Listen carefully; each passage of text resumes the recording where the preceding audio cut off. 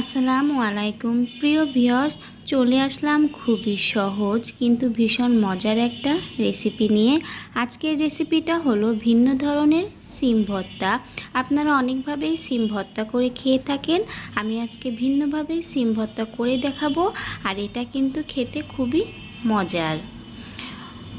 ভর্তা করার জন্য প্রথমে এখানে আমি সিম নিয়েছি, আর সিমটা এখন আমি আঁশটা ফেলে দিয়ে সঙ্গে আমি কেটে ধুয়েও নিয়ে এসেছি। আর এই সিম ভর্তাটা কিন্তু খুবই সহজভাবেই আজকে আপনাদের সাথে শেয়ার করব। আশা করি আপনাদের সকলের কাছেই ভালো লাগবে। এখন আমি সিমগুলোকে একটা প্যানে সেদ্ধ হওয়ার জন্য দিয়ে দিব, সাথে আমি কিছুটা লবণও দিয়ে দিব।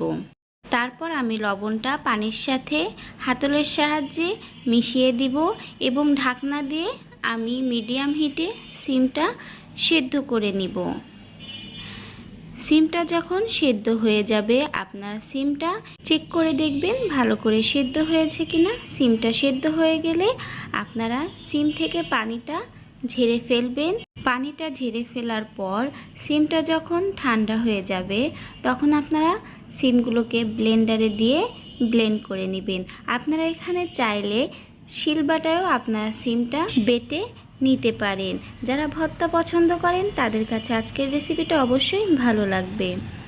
এখন আমি একটা প্যানে পরিমাণ মতো তেল গরম করে নিয়েছি। তেলটা গরম করে প্রথমে এর ভিতরে দিয়ে দিব কয়েকটা শুকনা ঝালের ফালি, এবং এটাকে আমি খুব ভালো করে তেলের সাথে ভেজে বাদামি করে নিব।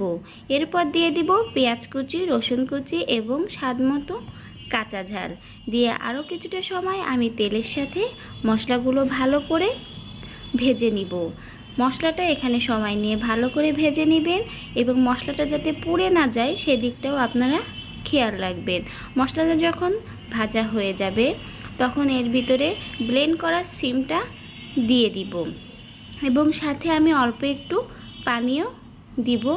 ভালো করে মশলার সাথে সিম ভর্তার পেস্টটা মিশিয়ে নেবেন। মেশানো হয়ে গেলে এর ভিতরে দিয়ে দিব স্বাদমতো লবণ এবং হলুদ গুঁড়া দিয়ে ভালো করে সিম ভর্তার সাথে মিশিয়ে নেবেন, এবং মিডিয়াম হিটে রেখে বারবার নাড়াচাড়া করে সিম ভর্তা থেকে অতিরিক্ত পানিটা টানিয়ে নেবেন। দেখবেন যখন সিম ভর্তা থেকে পানিটা টেনে গেছে, তখন আপনারা কিছুটা কুচি করা ধনিয়া পাতা সিম ভর্তার ভিতরে দিয়ে দিবেন, এবং আরও কিছুটা সময় ভালো করে সিম ভর্তার সাথে ধনিয়া পাতাটা মিশিয়ে নেবেন। ধনিয়া পাতাগুলো যখন নরম হয়ে যাবে এবং সিম ভর্তার সাথে ভালো করে মিশে যাবে, তখন আপনারা কিন্তু নামিয়ে নিতে পারেন। আর এই সিম ভর্তাটা গরম গরম ভাতের সাথে খেতে খুবই মজার হয়। রেসিপিটা আমার হয়ে গেছে, আমি তুলে নিচ্ছি। তৈরি হয়ে গেল আমার খুবই সহজ কিন্তু ভীষণ মজার ভিন্নধর্মী সিম ভর্তার রেসিপি। রেসিপিটা ভালো লাগলে অবশ্যই একবার বাসায় ট্রাই করে দেখবেন। আমার ভিডিওটা ভালো লাগলে ভিডিওটায় লাইক করবেন, এবং সাথে চ্যানেলটিকে সাবস্ক্রাইব করে পাশে থাকা বেল আইকনটি প্রেস করে দিবেন।